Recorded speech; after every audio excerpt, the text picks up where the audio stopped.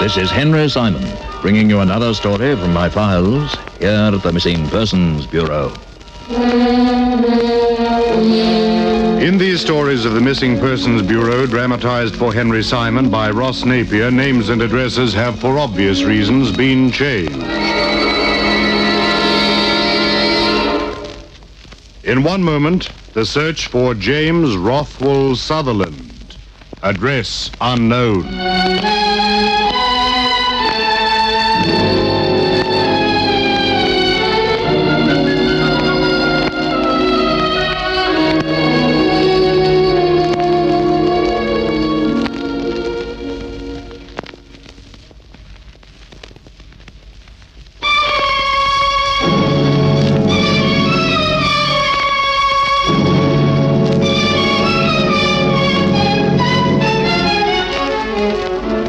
And here again is Henry Simon.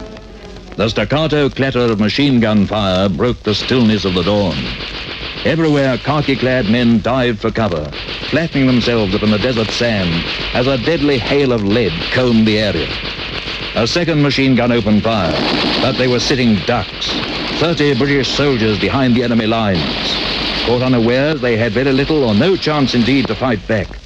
Of their 3 trucks, the first in line exploded with a roar.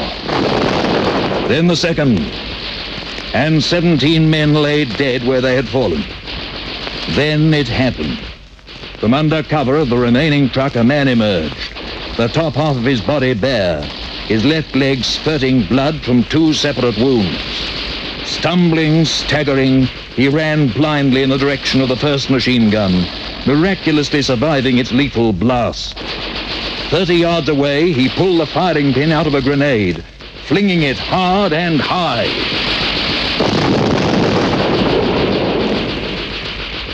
The first machine gun spoke no more, and with not a moment's hesitation, the bleeding figure charged the second. It was over almost before it had begun. All was still again, as the lone one turned his back upon the silent guns and abruptly fell face downwards in the sand.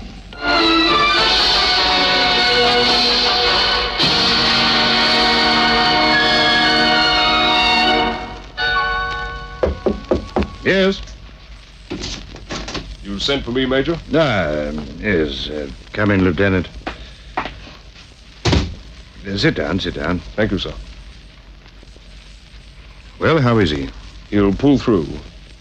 Fine. And the leg? It's been removed.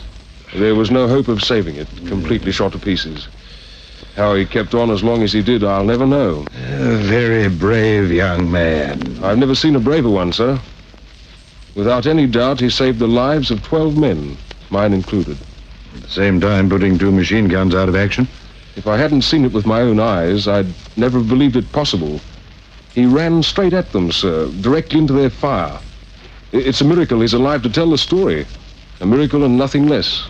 He'll be cited, of course. To my way of thinking, there's no medal big enough. There is one, perhaps. I'm recommending him for the Victoria Cross.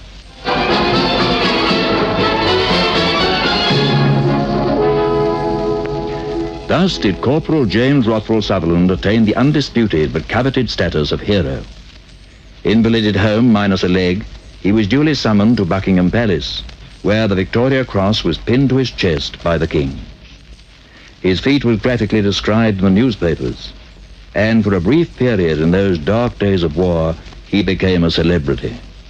Indeed, it is said that he was accorded more tributes and feted more lavishly than any VC winner before or since. It was, therefore, not very surprising, if I remember his name so well, when it was brought to my attention some 6 years later, in the August of 1948, by a caption in the Daily Chronicle. VC winner disappears.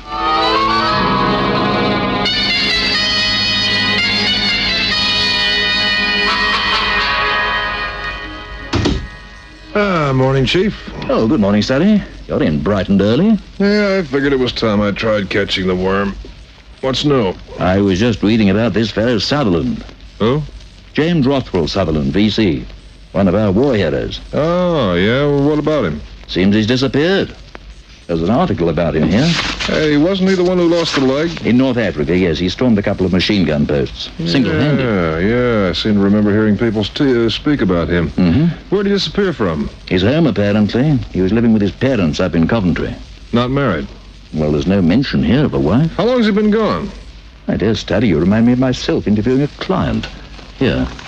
Oh, so. Yeah, 7 months, huh?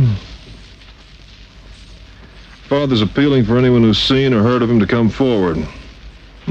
Looks like a job for us. Maybe we ought to offer our services. We've got more than enough jobs in our hands as it is. Not canvassing for more. It reminds me, you promised to let me have that Matheson report this morning. Oh, yes, so I did. I've got it drafted. I'll get Pauline to type it out. After putting the newspaper aside, I duly forgot all about James Rothwell Sutherland and his reported disappearance, until a week later, when I was given very good cause to recall it. Yes? Mr. Simon? Yes? Please forgive the intrusion. There was no one in the outer office, and I saw your name on the door. My secretary's at lunch. Oh, well, I wonder if you'd be so kind as to spare me a few minutes. Certainly. Sit down, won't you? I'll just close the door. Oh, thank you. Sutherland's my name, Frank Sutherland. I'm here about my son, Mr. Simon. You may have heard of him. James Rothwell Sutherland. He was a VC winner in the last war.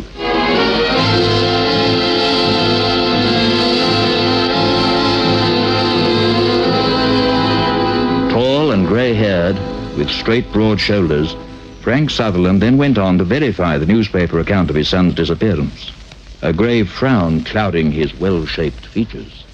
Apart from his 2 years in the army, he lived at home all his life with his mother and myself. He was an only child. He's not married, is he? No.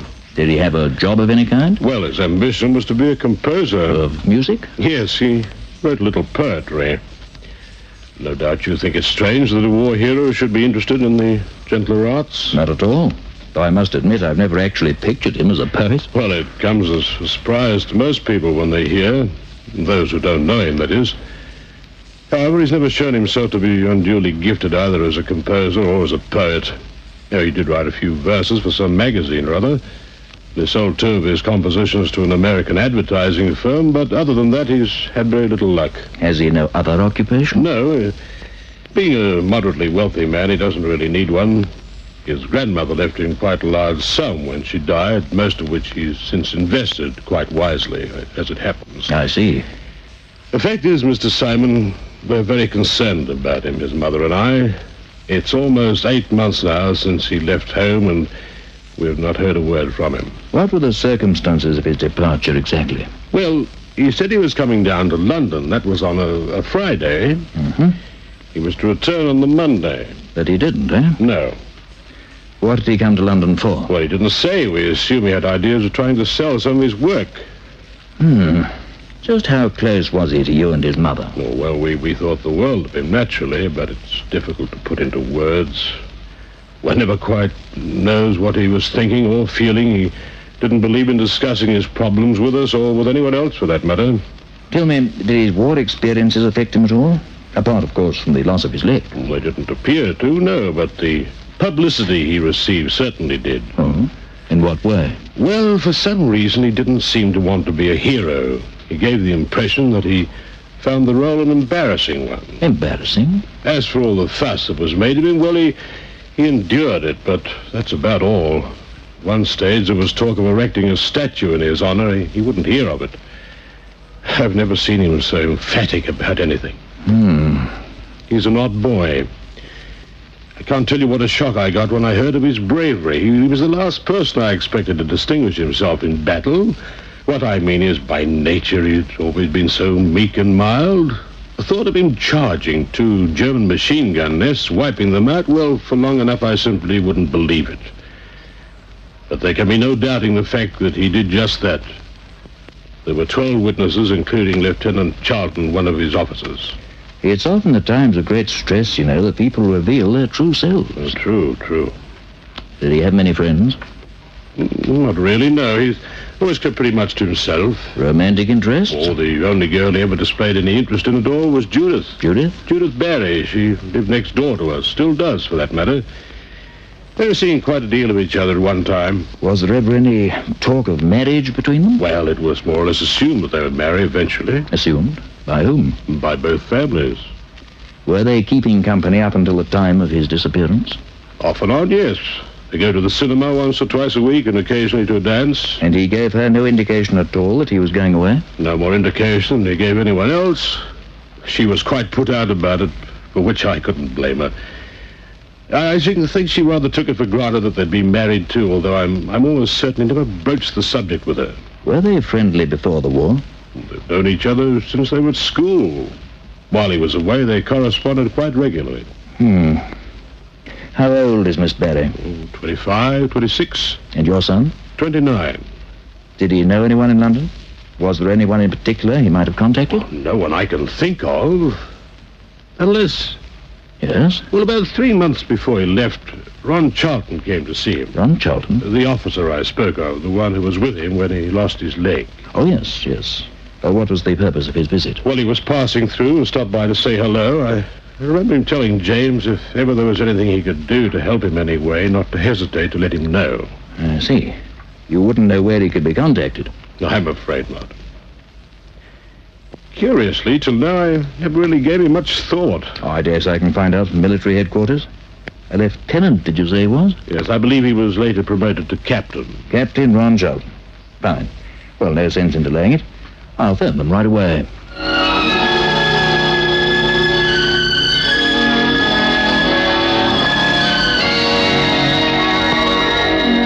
At military headquarters, I spoke to Major Ralph Thomas, who had rendered us invaluable assistance in the past, and who, on this occasion, was swift to come up with the information we required.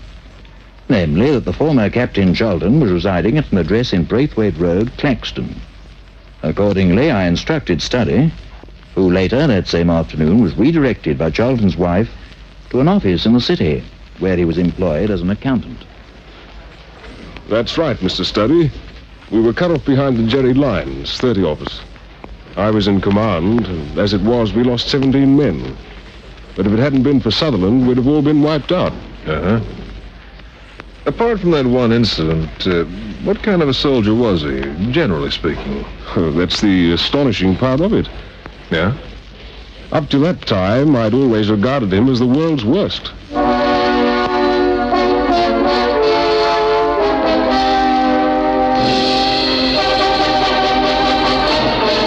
Henry Simon returns to continue this story in just a moment. Here again is Henry Simon.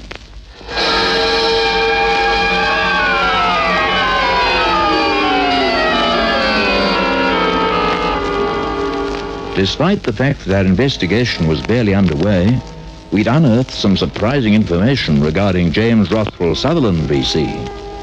In his father's words, he was anything but the heroic type, and as described by his former superior, a very poor soldier. I don't quite get it, sir. Could you maybe elaborate a little? There are 3 types of soldier, Mr. Studdy. The born soldier, who makes a business of fighting and loves it. The motivated soldier, who fights for something he believes in and makes the best of it. And the unmotivated soldier, who dons a uniform and takes up a gun because circumstances force him to. Sutherland belonged to that group. He was a soldier without incentive, a soldier who was never sure what he was fighting for and who really didn't care. But he must have cared some to do what he did. At that crucial moment, something obviously happened to make him care. What that something was, I wouldn't know, and I very much doubt if he does himself. I only know that it saved 12 lives, mine among them. I understand you paid him a visit at his parents' home some time ago. I was passing through Coventry on my way to Birmingham. I dropped in to pay my respects. According to his father, you told him if there was ever anything you could do for him, you'd be only too happy to oblige. That's right. He didn't take advantage of the offer? He hasn't to date, no. As I said, I haven't heard from him.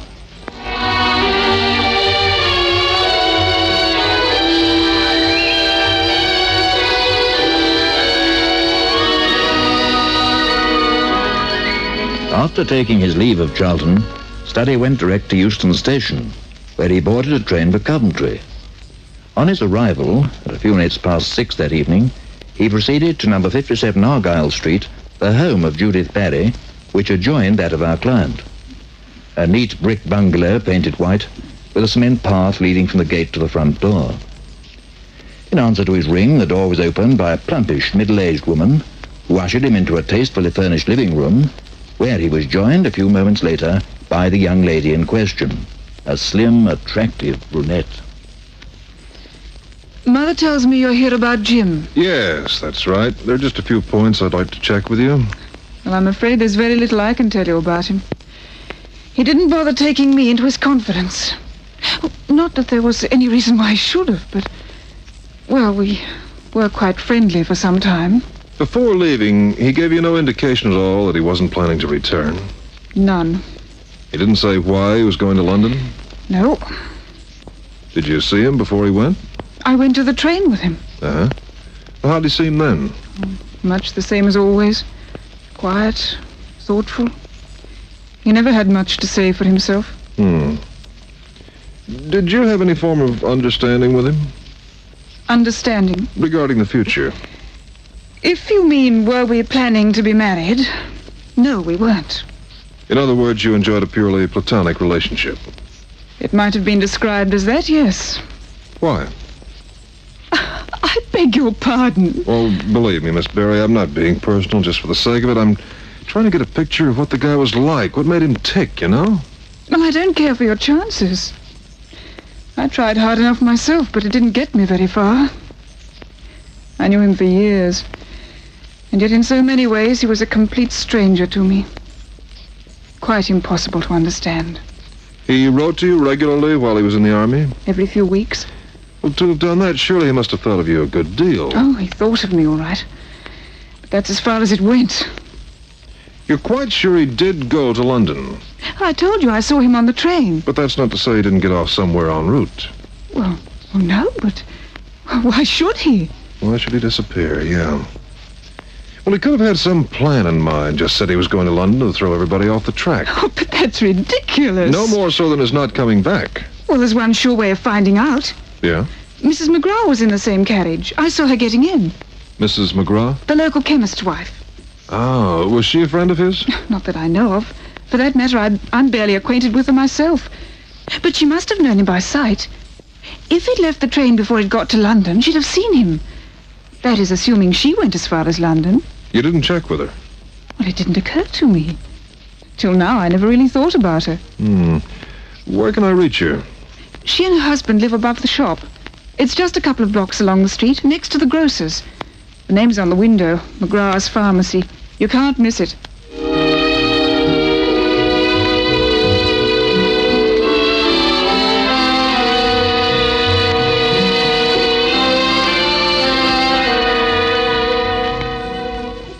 Sorry to bother you so late, Mrs. McGraw, but it's a matter of some urgency. Oh, yes?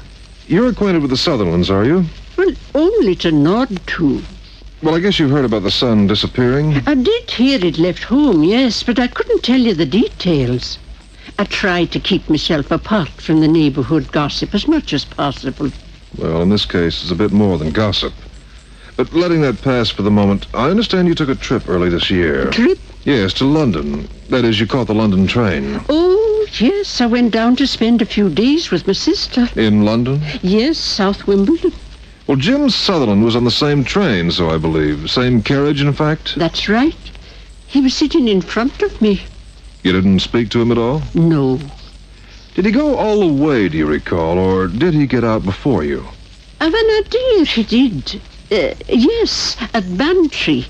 Bantry? The platform's so low there, I remember the porter had to help him down. You're quite sure it was Bantry? Certain. It was the last stop before Sudbury. Uh-huh. You didn't mention this to anybody? I didn't see any cause to. There was nothing unusual in it. Maybe not. Except that he hasn't been seen or heard of since.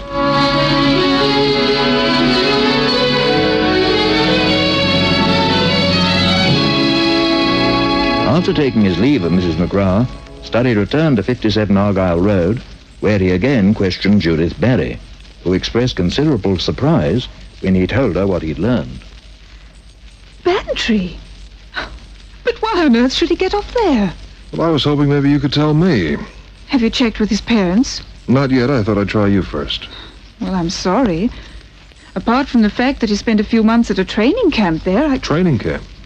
when he was first in the army. It was where they taught him to be a soldier.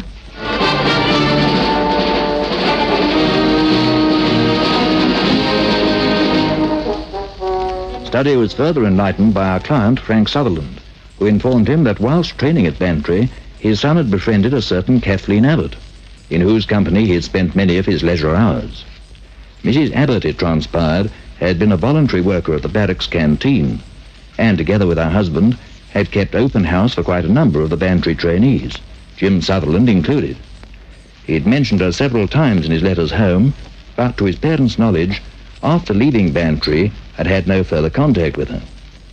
Accordingly, Study set out to locate Kathleen Abbott, whom he had very little trouble in tracing to her home in Jersey Street, Bantry, not very far from the site of the old barracks, which had since been pulled down and replaced by a motor factory.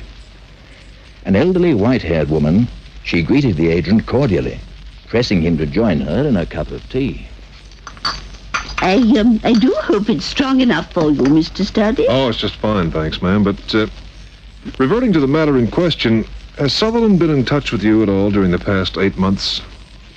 You say his parents are anxious about him? Very. You should have written to them. He promised me he would. Then he has been here. Jimmy and I are old friends, Mr. Study. When he was stationed at Bantry during the early part of the war, we had many long chats. He was unhappy in the army, and I did what I could to cheer him up, to help him adjust himself, you might say. Then he was moved to another camp. For a while he wrote to me, but as time went on, we gradually lost touch. I didn't see or hear from him again till one morning last January. There was a ring at the door. I opened it, and there he was. Go on. The rest of the story is for him to tell. Oh, fair enough, but where is he? Right behind you, Mr. Study. What? Allow me to introduce myself. James Rothwell Sutherland, B.C.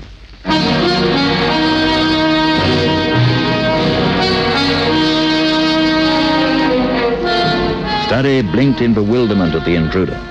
There could be no mistaking him from his photographs. The face with the deep-set eyes, the V-shaped scar on his left cheek. As he settled himself in a chair facing the agent, Mrs. Abbott rose, and excusing herself on the pretext that she had some work to do in the kitchen, left the room. A wonderful woman, Mr. Study. I doubt if there'd be another person in the world who understands me a tenth as well as she does. Certainly not my parents or Judith Barry. They don't understand me at all. They never did. Is that why you cleared out? I cleared out because I was in a rut. My life had become a meaningless existence.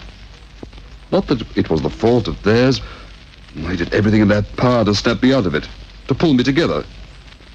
Unfortunately, all they succeeded in doing was to make me totally dependent on them.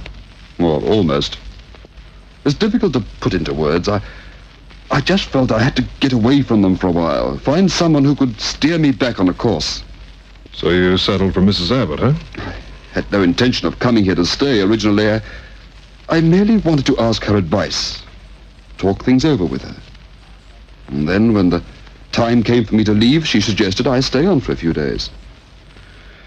That was over 7 months ago, and I'm still here. It didn't occur to you to contact your parents or Miss Barry to let them know where you were? I settled down to write to them 12 times, but somehow I could never find the right words to say. The truth of it is, I'm a misfit. I don't belong to their world or any other. In everything I've tried to do, I've been a failure. As a poet, a composer, even as a soldier. That's not the way I heard it. I wouldn't know how you write as a poet or composer, but as a soldier, you're practically a living legend. I'll let you in on a little secret, Mr. Study. You might find it amusing. I'm all ears. I joined the army because there was a war on. and I had no alternative. I hated it. I hated everything about it. I had no heart for fighting, no will. Then one day I woke up in hospital and discovered I was a hero. Or rather that I was being treated as one. In truth, I was anything but. The records say you were. And so do the 12 men whose lives you saved. No, they're quite wrong. I was hit in the leg. I crawled under a truck for cover, and that's all I remember. Next thing, I was in hospital, minus a leg. You've got no recollection of what you did? Not the slightest. Well, you sure did it, that's for sure. So I've heard. My one success. Funny thing. What's funny? Just that.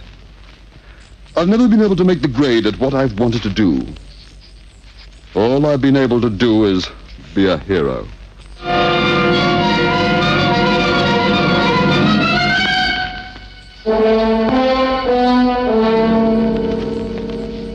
Henry Simon returns to conclude this story in just a moment.